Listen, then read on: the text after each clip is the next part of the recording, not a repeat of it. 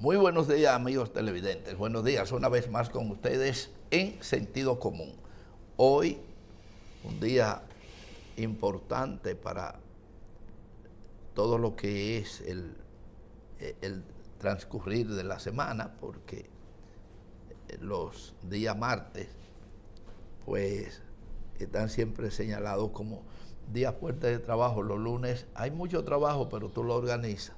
Y entonces los martes es que tú comienzas a trabajar en la semana, de acuerdo, no como Tres Patines, que hace una cuenta interesantísima de los 365 días del año, y al fin termina quedándose con un día de trabajo, pero le dice al juez que no lo puede trabajar tampoco porque es el día 1 de mayo. Pero bueno, hoy vamos a hablar de un tema que va a ser recurrente en este programa, porque tenemos a un académico, tenemos a un educador, a un analista político, que sin duda pues de vez en cuando va a estar con nosotros por acá, hablando de temas puntuales.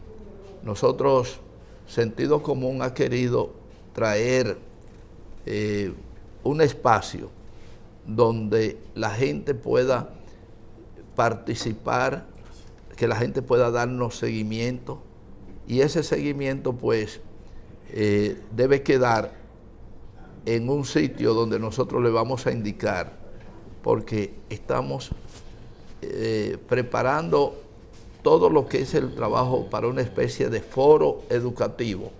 En términos técnicos, es un aporte que Sentido Común quiere hacer, porque en definitiva uno a veces se pone a un lado y deja que las autoridades hagan las cosas, y las autoridades no queremos decir que lo hacen mal o que lo hacen bien, sino que casi nunca toman en cuenta la sugerencia que hace mucha gente, y cuando mucha gente opina, no todos están equivocados. Nosotros tenemos indudablemente que enfrascarnos en una lucha por la profundidad de la educación. ¿Cómo hacerlo? Han sugerido tantas cosas que no sabemos, pero sabemos que hay que hacerlo. Y en definitiva, es importante hablar con la gente que sabe de educación, que tiene el entrenamiento, la práctica, la docencia. Y ayer precisamente hablábamos sobre un tema interesante, porque ayer hablábamos sobre el natalicio de Juan Bosch y hablábamos sobre el tema de profesor y maestro. Entonces, hay alguna confusión en algunas personas sobre esa definición, pero nosotros estamos sumamente claros de lo que es un maestro, lo que es un profesor, y precisamente tenemos un maestro hoy que va a estar con nosotros en el tema de lo que es la educación en sentido general. Se trata nada más que de nuestro amigo, un amigo que le hemos dado seguimiento todo el tiempo por diversas razones, Rafael Meléndez. José Rafael Padilla Meléndez. Padilla Meléndez. Yo siempre te omito el Padilla, no sé por qué. Un día te voy a decir, pero fuera de cámara, por qué omito el Padilla. Pero de todas maneras, José Rafael es un experto en docencia, es un maestro y es un analista sobre asuntos de educación y político también, pero en este caso vamos a hablar fundamentalmente de la educación. Y rápidamente te voy a formular, después de darte la bienvenida, Rafael, te voy a formular una pregunta que yo no sé cómo me la va a contestar, pero yo ando buscando respuesta. ¿Por qué aquí se han graduado tantos maestros? Diríamos 40,000 aproximadamente, y tú de esos graduados solo encuentras en la docencia quizá 4 o 5,000, pero al mismo tiempo te hago la pregunta, ¿por qué los maestros aquí, a una edad que no voy a decir cuál, pero a una edad muy productiva, están fuera de las aulas en el sistema educativo dominicano? Bueno, lo primero es darte las gracias, Marco, por la invitación a este espacio que como docente nos da la oportunidad de analizar aspectos propios de la educación y del sistema educativo en la República Dominicana, tanto en la fase propedéutica, que inicia precisamente en el nivel inicial y culmina en el sexto de bachillerato, para luego pasar a la profesionalización. La educación en sentido general tiene maestros, profesores, docentes, se categorizan de esa manera al profesional de la educación. Tú planteas que a qué se debe que si hay una data de unos 40,000 graduados en el área de educación, ¿por qué las estadísticas que tú conoces arrojan 5,000? Creo que con el número hay una discrepancia, pero tienes que tener en cuenta algo. Tú te haces profesional no solamente en el área de educación, sino en cualquier área que te puedas especializar como profesional. Y si no estás en el ejercicio de la profesión, entonces las estadísticas para los fines de no te toman en cuenta, y pudiera ser esa la discrepancia que tú tienes con los números que manejas de 40,000 graduados y solamente tú tienes unos 5,000 en tu número de ejercicio, no es 5,000, porque si te va al sistema educativo público está muy lejos de ahí. Pero debo aclarar algo, quizás estoy un poco distorsionado el planteamiento, porque no es necesario lo que hablamos sobre, lo que usted plantea sobre la cantidad y la gente que está, incluso hay algunos que están en asuntos administrativos, que tal vez nos estamos hablando de los docentes específicamente, pero el tema es que de acuerdo a informaciones que he manejado durante algún tiempo, han optado, o sea, han aplicado unos 39,000 maestros graduados para ser habilitados en las aulas nacionales, y de eso solo han pasado los exámenes unos 5 o 6,000. Es decir, el dato no lo tengo muy exacto, pero anda en esa proporción. Vamos a considerar que no estamos exactamente en el número, pero sí creo que estamos cuestionando o por saber qué está pasando, y finalmente dejo al profesor para que me diga a qué se debe que un egresado de pedagogía de cualquiera de nuestras universidades, al ir a la evaluación que se hace, generalmente sufre el revés de que no está habilitado docentemente. Explíqueme, si eso es así, entonces tendríamos que plantearnos de otra fórmula, y si es así, también, ¿qué hay en ese sentido de verdad? Mira, para ingresar al sistema educativo público, que es por donde entiendo está orientada la inquietud, hay una prueba de oposición que se ha implementado en el sistema educativo dominicano y amparado en la ley 6697, que rige todo lo que tiene que ver con el sistema educativo y depende directamente del artículo 63 de la Constitución, que es quien habla en la Constitución de ese derecho a la misma que tiene todo ciudadano de la República Dominicana. El examen de oposición, que es requisito fundamental para entrar al sistema educativo público, tiene una serie de requerimientos y de competencias que mide en el docente, que si el docente no las tiene, pues lamentablemente no pasa la prueba y no tiene la posibilidad de ingresar al sistema público. Como bien tú sabes, son muchos los que van a las universidades, no solamente del área de educación, porque hay que ser justo en el planteamiento de distintas ramas del saber, medicina, derecho, ingeniería y otras, gradúan en nuestras universidades a profesionales que al final, cuando se ven en el área de desempeño, carecen de ciertas competencias y lo hace un profesional no apto para rendir al máximo dentro de la profesión que ya él obtuvo un título. Aquí la reflexión, entiendo desde mi punto de vista, sería qué mecanismos están fallando en las universidades que están permitiendo que se vayan profesionales que no reúnen las competencias necesarias en su área del saber. Ahí. Pero lamentablemente,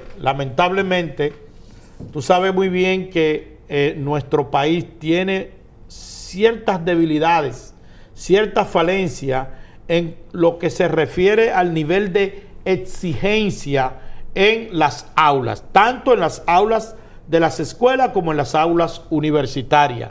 Y eso, lamentablemente, produce profesionales con déficits de competencia para ejercer profesionalmente y adecuadamente la profesión para la que él ha sido investido en la universidad. Estamos contestes en ese sentido, pero al mismo tiempo queda el cuestionamiento de decir, entonces, ¿qué está pasando?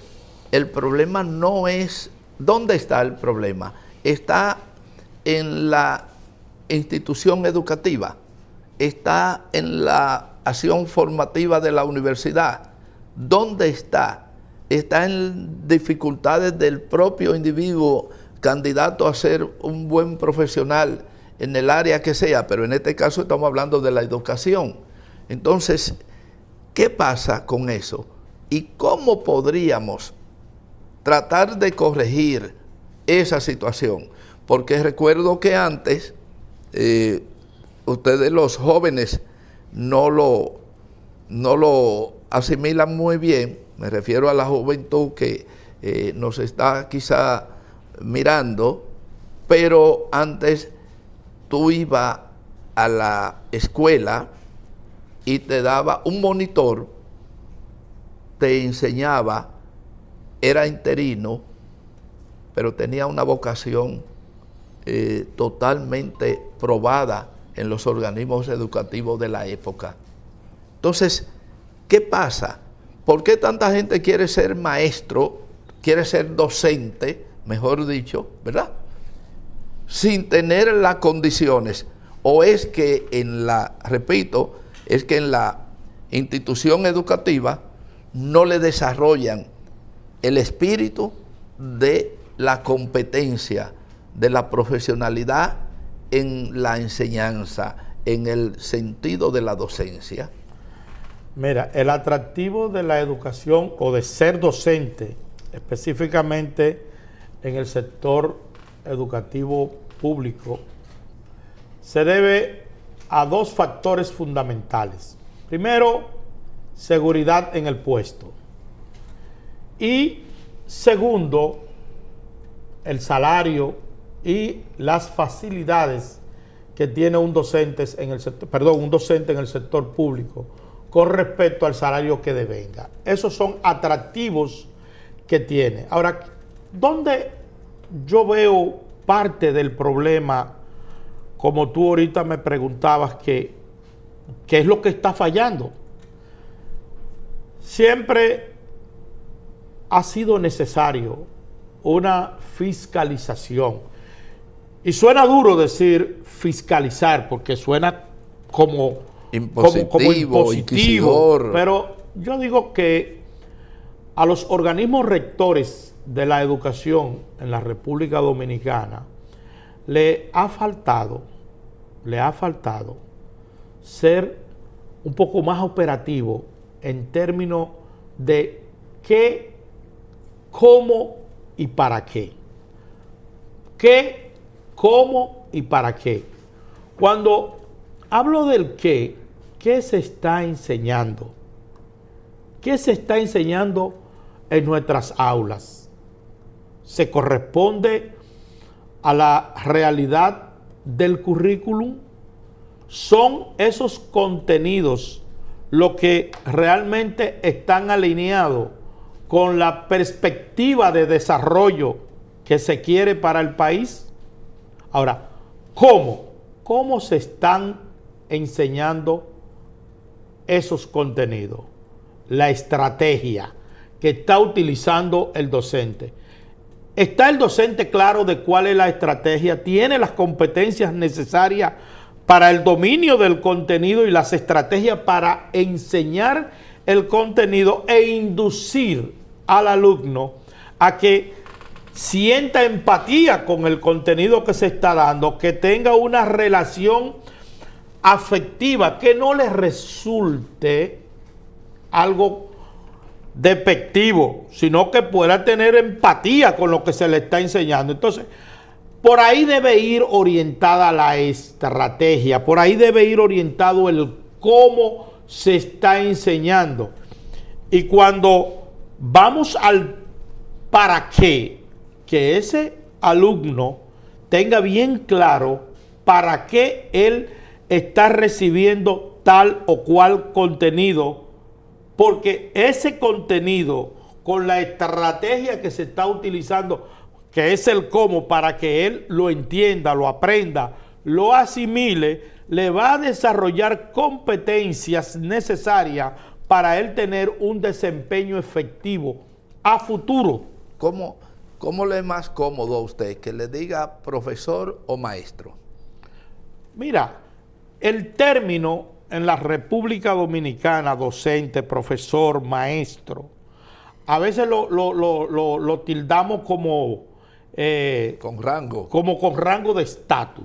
Sí. Pero el ejercicio de enseñar, que es lo que nos corresponde a los maestros, tiene que ser basado en la convicción de lo que yo tengo para dar y por qué lo estoy dando y mi compromiso social con ese futuro que estoy formando, que depende de mí, y que yo tengo un compromiso social no solamente conmigo, yo tengo un compromiso social con el desarrollo de la nación. Por eso te decía ahorita que muchas veces, si los programas están más enfocados en tecnicismo y no en lo que se quiere y el para qué de la educación, entonces tú vas a tener un estudiante que se pregunta, pero ¿y por qué me están hablando de ecuaciones lineales? ¿Para qué me sirve una ecuación en la vida? ¿Para qué me sirve a mí decir qué es el sujeto en una oración? Entonces, cuando el estudiante hace inferencia en los por qué del contenido, es porque lamentablemente el docente no ha sido capaz de hacer de ese joven o de ese contenido para él un aprendizaje significativo. Y si el aprendizaje no es significativo, crea ese divorcio. Y cuando eso no se logra, Marco, es que tú tienes entonces a un profesional de la educación que no posee las competencias necesarias para provocar el interés en el alumno. Y por eso que tú tienes hoy día la deserción escolar, por eso tú tienes el desorden en las aulas, por eso tú tienes la mayoría de los conflictos que se generan en aulas. Porque cuando una clase y los contenidos que se están desarrollando son atractivos, son de interés del alumno, el alumno está ahí presto para desarrollar competencia y aprendizaje que le sirva para la vida. De acuerdo a su planteamiento, usted me está planteando la necesidad, y no sé si el acuerdo, pero la necesidad de crear, experimentar, focalizar grupos élite de la enseñanza en la República Dominicana. De ser así, cabe en el sistema nacional. Sí, por supuesto que sí. Y hay muy buenos docentes. Hay muy buenos docentes. Lo que yo entiendo es que de algún modo ha habido un descuido. Y Eso justifica entonces lo que estamos planteando. Ahora, ¿de qué manera podríamos crear esos educadores élite, es decir, especializados, verdaderamente especializados, que puedan de cualquier forma demostrar en la práctica su superioridad en el marco de la enseñanza? mira, muy sencillo. Muy sencillo. Nosotros entendemos que hay una desconexión entre la teoría y la práctica. Y si de algún modo la teoría no se combina con la práctica en las aulas, siempre vamos a tener esa actitud apática de parte de los estudiantes. ¿Qué es lo que debe hacer el Ministerio de Educación? Y qué bueno que, y yo señalaba hace tiempo en un artículo que escribía, que el actual ministro de Educación, Decán Jiménez, ¿verdad?, tiene la oportunidad en sus manos de tomar todo lo que ha ocurrido en la educación, todo lo que no ha sido posible, transformarlo con su experiencia como joven, de cambiar los paradigmas de muchos que han estado ahí en la posición. Pero usted está planteando una revolución a lo interno del proceso educativo. Es que es necesaria una revolución. Entonces, para hablar de esa revolución en el proceso educativo, es necesario hacer una pausa y retomar eso, porque usted ha planteado un asunto sumamente importante que no todo el mundo lo plantea, sobre todo del sector a que usted pertenece. Vamos a la pausa y cuando regresemos vamos a hacer énfasis sobre ese atrevimiento que usted está planteando de hacer una revolución a lo interno de la educación dominicana. Señor director.